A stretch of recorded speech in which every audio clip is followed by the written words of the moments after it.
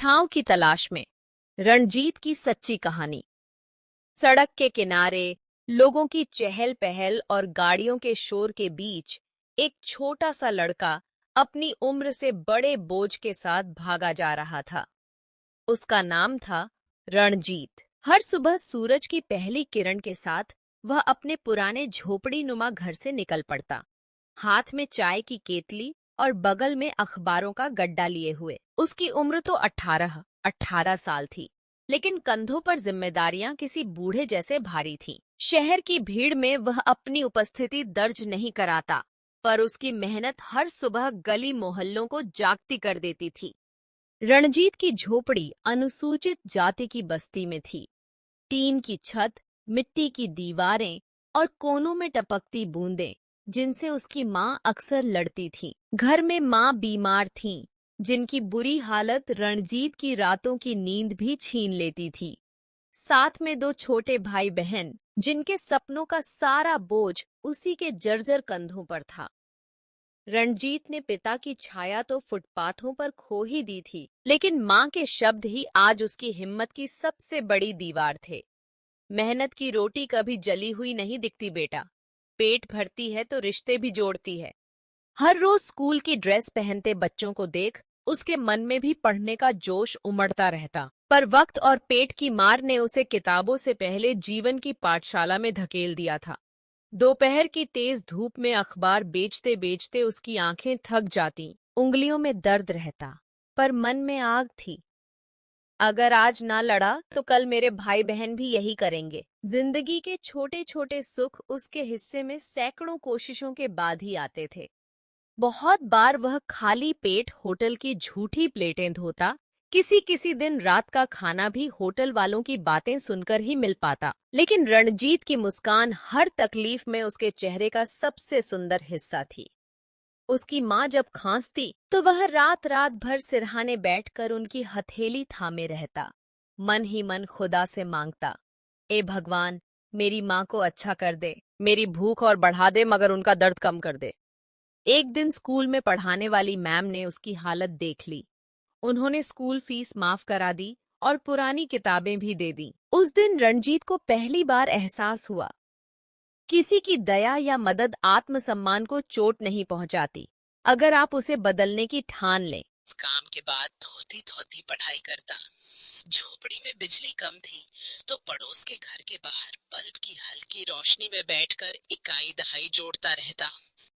आसपास के बच्चे रात को खेलने जाते, बातें करते, लेकिन रणजीत अपनी किताब और अपनी मेहनत के बीच अक्सर खुद को अकेला महसूस करता। उसकी माँ पास बैठकर कभी कभी उसका सिर सहला देती, जीवन में बेटा, अच्छे वक्त की नींव बुरे वक्त में ही बनती है। वह उनके इस विश्वास को ही अपना धर्म मानकर जीता रहा।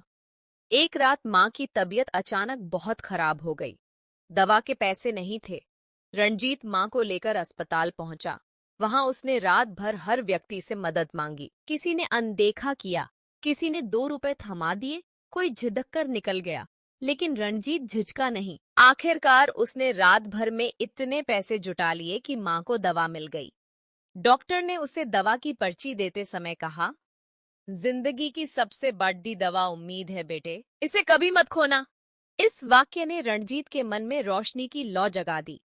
उस दिन के बाद से रातों में उसकी थोड़ी सी पढ़ाई बहुत गहरी लगने लगी।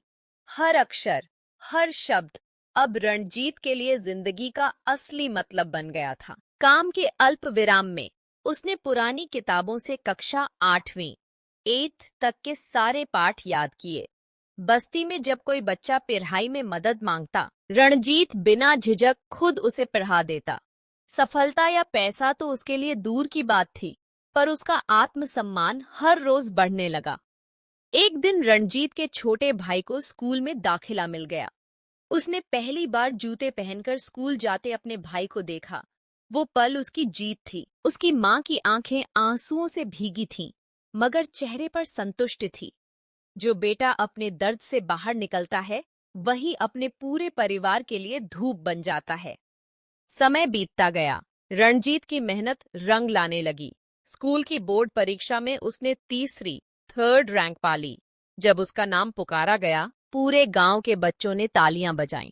उसकी माँ की आंखों में वो खुशी थी जो बरसों के दर्द के बाद मिली थी। परीक्षा फल सुनकर उसकी बहन लिपट कर रो पड़ी।